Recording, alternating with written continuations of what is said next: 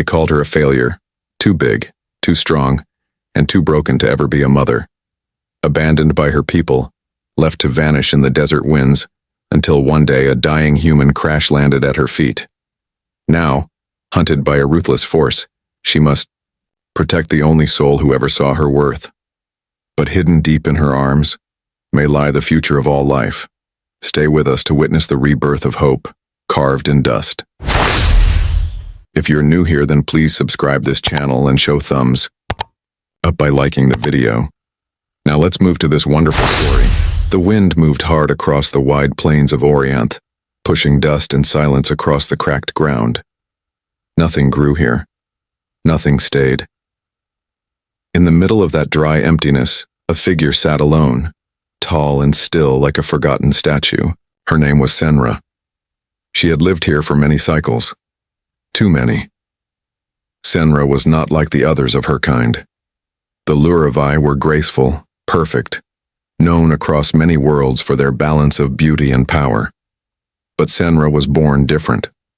Taller than any other, stronger than any hunter, and with hands too large to hold anything delicate. They had tested her when she was young, hoping she could still give birth, still serve the purpose every Luravi female was born for. But she could not. Her body rejected the seed of life. The healers spoke gently at first. Later they simply stopped speaking to her at all. The colony had moved 3 times since then. Each time they left a little less behind. Until one morning, she walked back from gathering thorn roots and saw the last ship lift into the orange sky. They had left her a cracked water flask, 2 broken tools, and a tent with holes that never held off the wind. Senra did not cry. She never had. The Luravi believed tears were a waste of water, but inside, something quiet pressed against her chest. Something that made it hard to breathe, though the sky was open. She built a home near the edge of the Badlands. It was not much, just a low cave beneath red stone cliffs.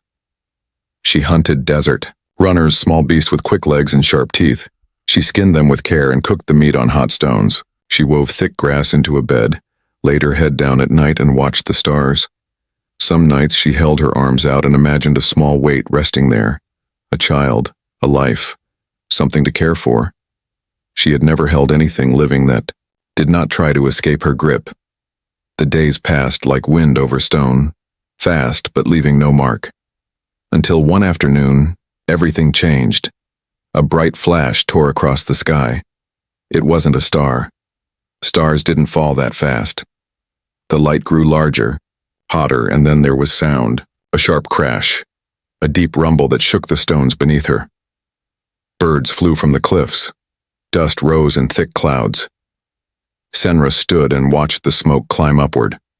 Her eyes narrowed. No one came here anymore. Not after the storms. Not after. The wind stripped the topsoil and turned the land to bone, but someone or something had come anyway. She grabbed her spear and walked toward the crash. Her steps were wide and quick. The ground was uneven, but she moved over it like water flows around stone.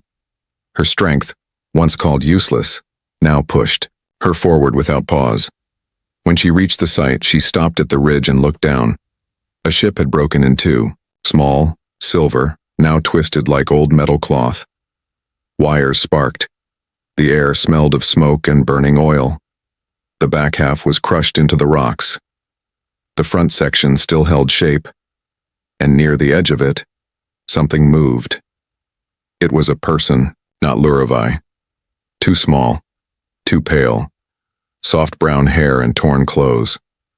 Blood dripped down his leg, dark against the white sand. He crawled, slowly, trying to reach a black pack lying a few meters away. His hands shook. He looked up and saw her. He froze. Senra stepped forward, her large feet pressed deep into the sand. The man's eyes widened. He reached for something beside him, a sharp tool, glowing at the edge.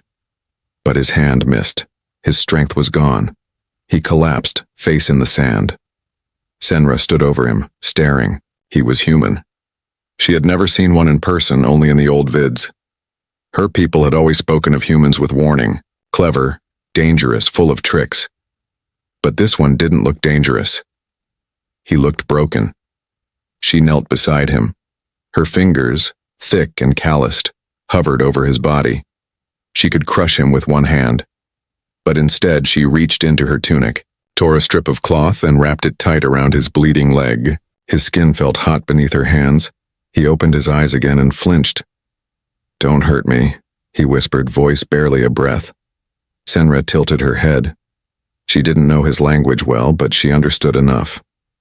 "Not hurt," she said, slowly. "Safe." He blinked, confused. Then his eyes rolled back and he went still again. She lifted him in her arms. He weighed less than a sandhair. He was bleeding, burning with fever. He needed shelter. She carried him to the cave. The wind howled as she moved through the rocks, shielding him with her body. The air turned colder as night approached. Inside the cave, she laid him gently on her bed of woven grass. She dipped a stone bowl into her water pouch and lifted it to his lips. Some dripped out, but he swallowed a little. He did not wake again that night. She sat beside him, watching, waiting. For the first time in her life, Senra felt something she didn't have. A word for not duty, not fear, but something else. Something small. Something alive. And it would change everything. The cave stayed quiet for 2 days. Cold winds blew outside, but inside, the fire burned slow and warm. Senra sat beside the human every hour, giving him water, checking his wound and listening to the sounds he made in sleep. He talked often, but not to her. His lips moved, whispering names she didn't understand. Sometimes he frowned, sometimes he looked afraid. Other times he smiled like someone was holding his hand. But always, the fever stayed. She kept his bandages clean. She used dried herbs she crushed with her stone knife and packed them against his skin. She had no training, only what she learned from watching the small desert animals when they got hurt. The way they rested, the way they pressed leaves into their wounds. She watched and remembered. On the third morning, just before the sky turned orange, his eyes opened. Senra was crouched nearby, placing a new cloth into water. When she turned and saw his eyes, she stopped. He stared at the cave walls first, then slowly at her. Where am I?" he asked, his voice dry and low. Senra didn't answer at first. She was not sure of his words, but she could guess. She pointed to the walls of stone. "Safe," she said softly. "You fell." He nodded, slowly. He moved to sit up but winced and dropped back. "You," he said, looking at her. "You helped me?" Senra nodded once. He looked at his leg, at the wrap, then at her large hands. "Thank you," he said. Those words hit something deep inside Senra. No one had said thank you to her before. Not once. Not in all her life. Not even when she lifted stones or carried full water crates alone. Her fingers shifted. She lowered her head, almost embarrassed. The human smiled. "Do you have a name?" he asked, pointing gently at her. She understood the question. She thought for a moment, then placed her hand on her chest. "Senra," he nodded. "Senra," he repeated. The way he said it was soft, careful. "I'm Tevin," he said. "Tevin." She tried the sound. Tevin. His smile grew wider. A small moment passed between them, quiet and strange. It felt new, like something blooming under dry sand. Tevin looked around the cave again. He saw the woven bed, the fire, the clay bowl of water. "You live here alone?" he asked. Senra gave a small nod.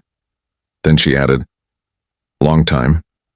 He looked at her, really looked. This time not with fear, but with curiosity. Why? She hesitated. How could she explain?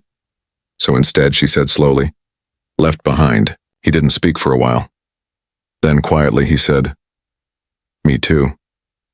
They both looked at the fire after that. It cracked softly, filling the silence. Over the next few days, Tevin got stronger. He ate the small meals Senra made. Desert lizard, roasted on flat stone, wild root soup with bitter salt, He did not complain. He drank her water slowly, never asking for more than she offered. He tried to stand once, leaning on the cave wall. Senra was there in a second, ready to catch him. He smiled again and said, "You move fast for someone so tall." Senra didn't know if that was meant to be funny. She tilted her head. "You not scared now?" she asked. Tevin shook his head. "Not anymore." He pointed to her hands. "Those are strong hands." She looked down. "Too strong." "No," he said. "Strong enough to carry me, that's all I needed." She didn't reply, but something changed in her eyes. A soft light, like the kind you see just before a storm ends. One night, the wind howled louder than usual. Tevin sat close to the fire, wrapping himself in a thin blanket. Senra sat on the other side, sharpening a piece of stone. Tevin looked down at a black strap on his wrist. He touched it gently. "Do you know what this is?" he asked. Senra leaned closer and looked at the small blinking circle. "Light?" she guessed. "Sort of," he said. "It's a signal. A tracker." She frowned. "Bad?" "Depends," he said. "Someone's probably looking for me." Senra's face became serious. "Who?" Tevin took a breath. "The Cinetrix. I worked for them until I didn't." She waited, letting him speak. "I stole something," he said. "Something they want back." She narrowed her eyes. "What?" He pulled a small metal case from the side of his suit, hidden by cloth. He held it out. Senra didn't touch it, but she watched closely as he opened it. Inside was a clear tube filled with soft golden light. "This," Tevin whispered, "is life." Senra leaned closer. "Inside here is the code to restart broken life systems, crops, soil, even bloodlines. It was made to fix what time destroyed." She looked at it, then at him. "Why you run?" "Because they wanted to sell it," he said bitterly. "To the highest bidder. Not use it to help. Only to own. Only for power." Senra understood that. The Luravi also kept things from the weak. Only the best were allowed to live fully. "They come?" she asked. "Yes," he said. "They will follow the signal. Maybe not now. Maybe soon." Senra stood. She looked outside. The sky was dark, but stars blinked. She looked to the horizon. "You stay," she said. "I watch." Tevin looked at her long figure against the night. Her back straight, her arms at her sides. He said her name one more time. "Senra." She turned her head. "Thank you." And for the second time, she didn't know what to say. But this time she smiled. The air outside the cave had changed. It no longer moved with soft wind. It had weight now, like something watching. Senra stood at the entrance, her sharp eyes scanning the edge of the cliffs. The light in the sky had faded, but a low, red glow blinked from above. She didn't need words to know what it meant. Behind her, Tevin sat against the wall holding his side. He had healed enough to walk slowly, but not to run, not to fight. "They found me," he said quietly. Senra didn't turn. "How long?" Tevin looked at the blinking light on his wrist. It was steady now. No longer searching, only signaling. "Not long," he said. The probe sent the location. "Next comes the team." Senra clenched her jaw. She had known this would happen. But still, the thought of losing the peace in this cave stirred something in her. More than fear, it was anger. "They will take it?" she asked. "They'll take everything," Tevin said. "The sample me. Maybe you too." Senra didn't move for a long moment. Then she turned around and walked back into the cave. Her steps were silent but full of meaning. "Then we prepare," she said. Tevin blinked. "We?" She nodded once. "You saved." He opened his mouth to argue but closed it. Something in her voice didn't allow him to say no. Together, they began to prepare. Senra pulled out pieces of thick cloth and dried vines. She tied small traps just beyond the cave's opening. She poured black sand over stone plates to make them slippery. Tevin, though weak, helped where he could. drawing maps in the dust showing her how to use light to reflect heat away from the cave entrance. The day passed slowly, heavy with silence. Even the birds stayed away. That night, Taven couldn't sleep. He sat close to the fire, rubbing his hands. Senra sat across from him, sharpening her spear. "You don't have to do this," he said finally. Senra looked up. "Do what?" "Protect me. Fight for me. It's not your problem." She placed the stone down slowly. "You see me," she said. He frowned. "Of course." "No one did before," she added. "I was shadow." Tevin looked into her eyes. "You were never a shadow. They just didn't look." Senra stared at the fire. "You did." The quiet filled the space between them like something alive.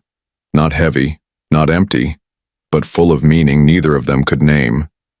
Outside, the red light blinked again, then it stopped. Senra stood and moved to the entrance. The sky was still, but she could feel the presence. They were near, hiding, watching. She turned to Tevin. "Stay inside. Quiet." He nodded. She stepped outside, spear in hand. The stars were bright overhead, but the world beneath was dark.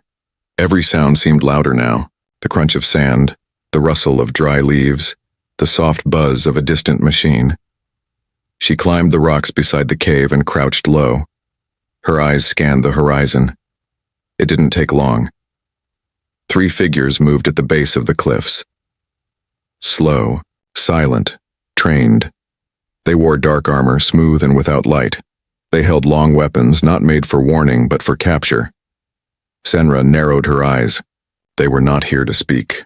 She dropped low and crept along the edge, her feet finding every solid stone. Her body, though large, moved with a grace learned from years alone. When the first soldier neared the cave, his boot touched a shallow wire. A burst of dust exploded, blinding him. Senra didn't wait. She leapt down like a falling star and struck him hard across the chest. The sound echoed and his body flew backward. The other 2 turned, raising their weapons. Senra rolled to the side, grabbing a handful of dust and flinging it. One fired blindly, hitting only rock. The other moved fast, circling toward the back of the cave. Inside, Tevin heard the blast. He pressed himself against the wall, clutching the small metal case. He knew he couldn't run. The shadow entered the cave. Tevin held the case behind his back. "Don't move," the soldier ordered. But before he could take a step, a loud crack filled the cave. Senra's spear hit the soldier's helmet, breaking it apart. He dropped to the ground unconscious. Tevin looked up and saw Senra's eyes glowing with fierce light. "You okay?" she asked. He nodded, breathless. You saved me again." Senra didn't smile. "More come." They moved quickly now. Senra blocked the entrance with heavy stones. Tevin worked fast, connecting wires from the soldier's tool to his own wrist device. "I can jam the signal," he said. "Not forever, but enough." Senra nodded. "Do it." He tapped the screen. A low hum filled the cave, then the light blinked out. For a moment the world was quiet again, but only for a moment. A louder sound came now. Not footsteps, not whispers.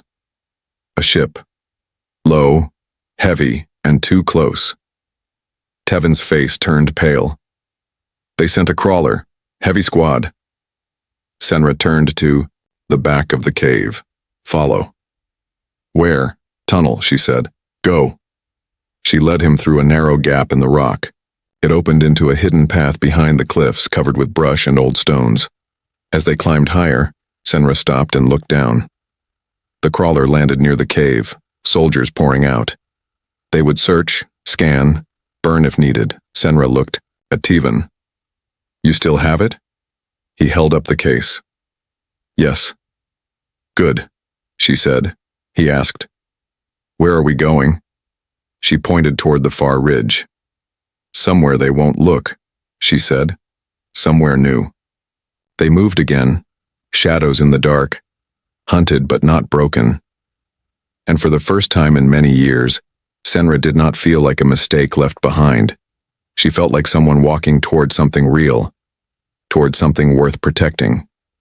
They walked, through the night, climbing high cliffs and sliding down dry hillsides, their shadows long under the moonlight. Senra moved ahead, strong and sure, even as her legs ached and her breath grew heavy. Tevin followed behind her, holding the small, metal case tight against his chest. Behind them, far off in the distance, the lights of the crawler faded into the dark. For now, they were safe. At sunrise, they reached a place Senra had never shown anyone. A deep valley hidden between tall stones full of strange plants that glowed faintly in the dim light. Water ran in a thin line through the center, clear and cold. Small birds chirped softly from high branches. It was quiet here, untouched, forgotten. Tevin dropped to the ground near the stream. He breathed deeply, then looked around in wonder. "This place," he said, "it's beautiful." Senra nodded. "Safe," she said, "for now." They built a small shelter using branches, stone, and dried vines. Senra did most of the lifting. Tevin helped where he could. Each movement had purpose, and though they said little, the silence between them was full of meaning. On the second day, Tevin sat by the stream, staring at the case in his hands. Senra sat nearby, sharpening a flat stone. "Do you know what this really is?" Tevin asked. She looked up, waiting. "Inside," he said slowly, "are codes made to fix what's broken, not just machines or soil, even life that can't grow. They made it for colonies where birth rates dropped, but they kept it secret.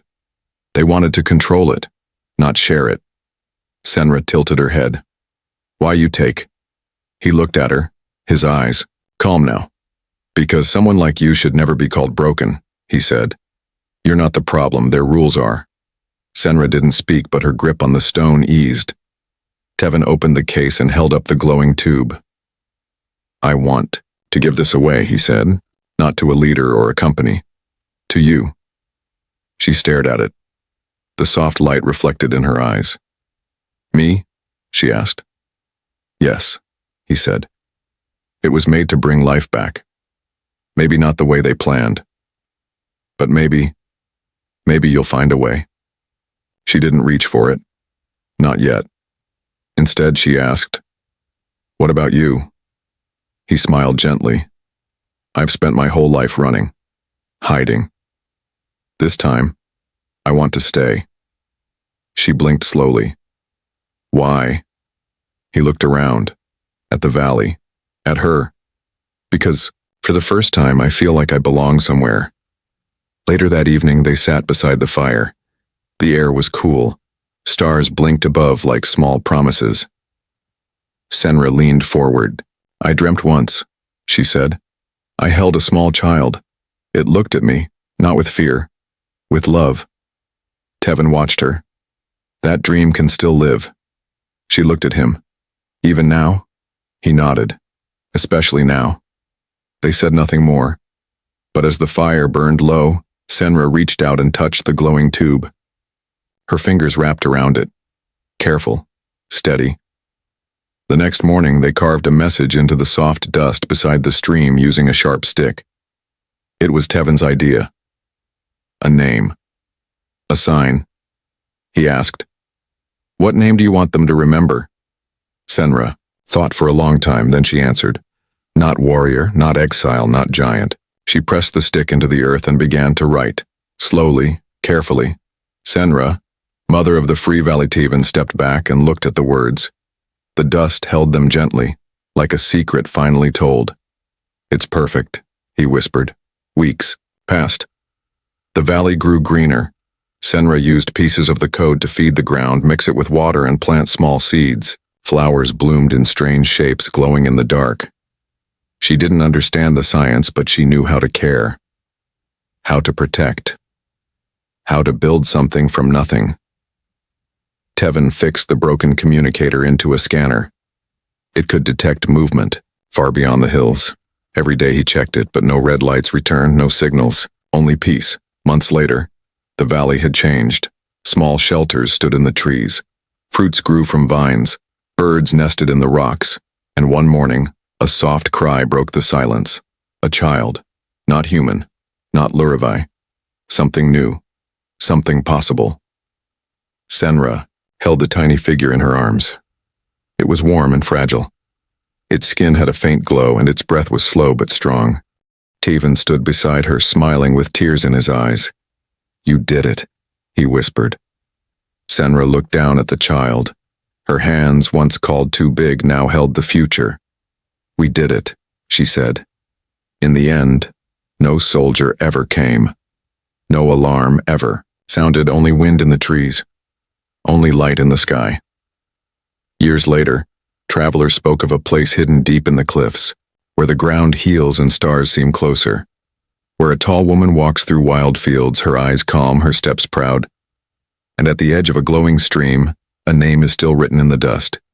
Senra, mother of the free valley, not forgotten, not broken, but finally whole.